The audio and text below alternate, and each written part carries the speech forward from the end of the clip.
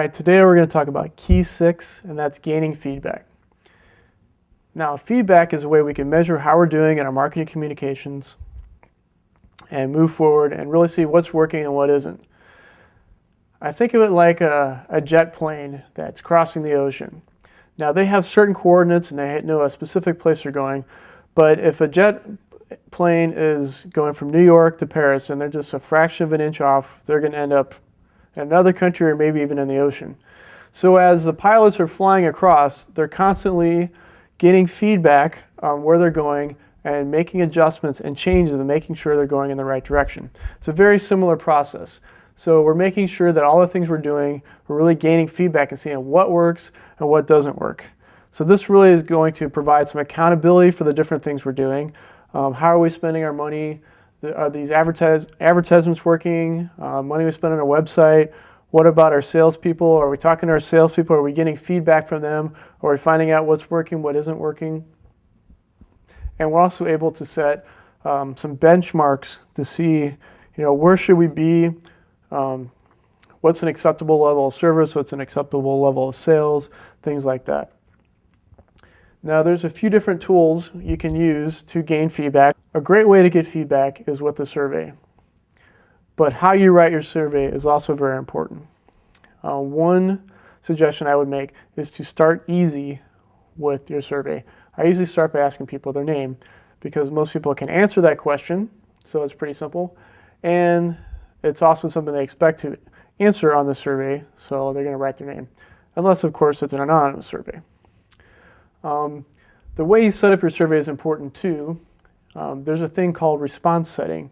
So if you have like 1 through 10 scales and you have 10 questions and people tend to just circle all 9s or all 10s or whatever. So one way you can avoid that is to reverse one of your questions. So instead of saying the greatest one on that particular question, you say the worst one. So if people are actually filling this out accurately, you should see kind of a shift in how they're answering the questions. Something that will also help you out as you're creating a survey is to have quantifiers, meaning some kind of numbered scale like 1 through 10, so that when you're collecting all the data, particularly if you have a large group of people, you're able to put it in some kind of form where you can really look at it and measure it.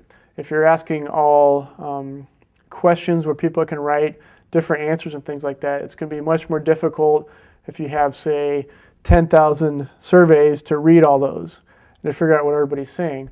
Whereas if you've written a question and you have a scale of 1 to 10, you can really see, well, we got a 7.4 on that particular question.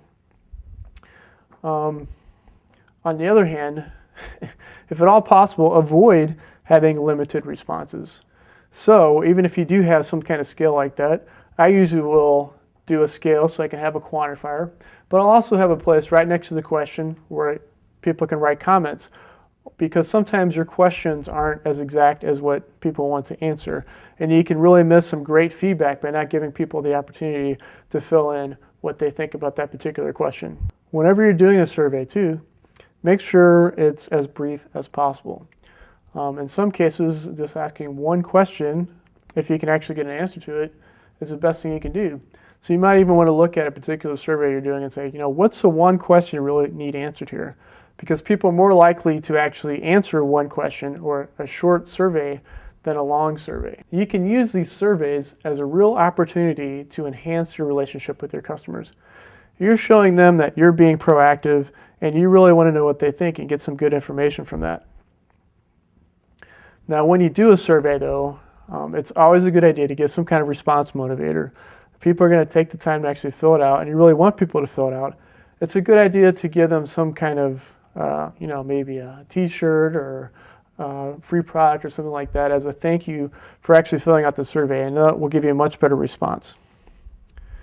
Now, surveys are a great way, proactive way, to really find out what your customers think by going to them.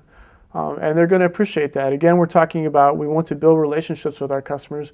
And if you're actually going to them and saying, hey, we want to know what you think, we want to do some things based on the feedback that you give us, it's a great way to show that you really care about your customers. Feedback cards are a great way to get some information from people. So if you can put a feedback card with your product, I recommend that. Or if you have perhaps an electronic product or something that could break, a warranty card, which you're probably going to offer some kind of warranty anyway, but it's a way to also get some information from your customers and some feedback. Now, a good marketing strategy is to trade for data.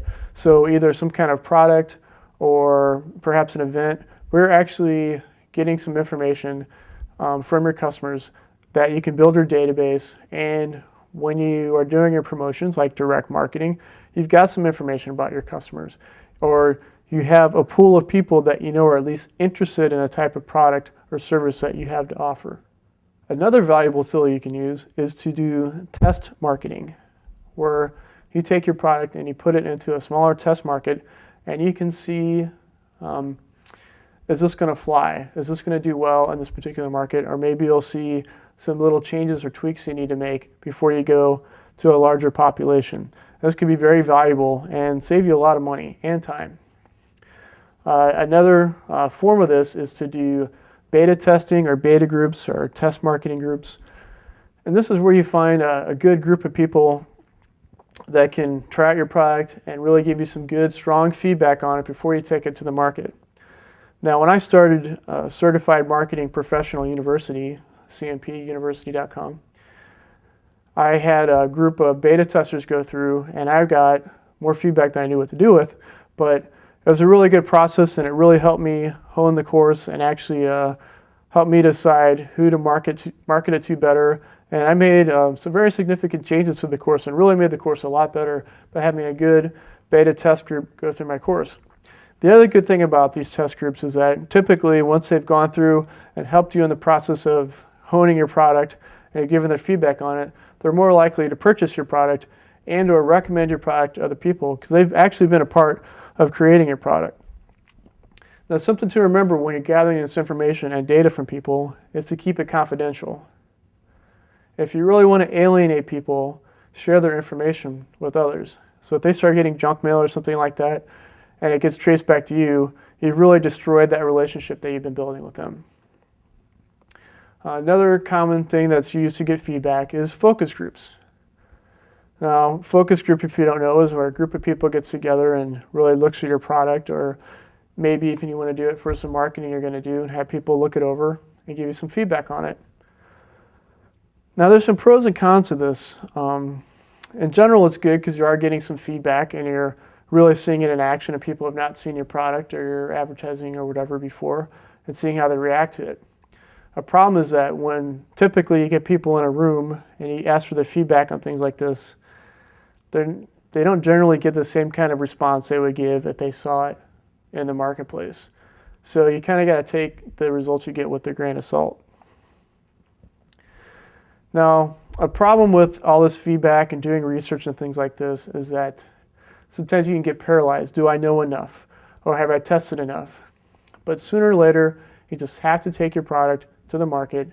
You've got to kind of take that leap of faith and jump out there, because until you do that, you're really not going to know whether or not your product is going to be successful. And you're going to have to put it on the market sooner or later, whether it's perfect or not. It's never going to be completely perfect, but you're going to have to act and put it out there. And once you get it out there, obviously, you need to continue to get feedback, and you might see some other changes you need to make either to your product or to your marketing, which is key 7, adjusting to changes, which we're going to talk about tomorrow.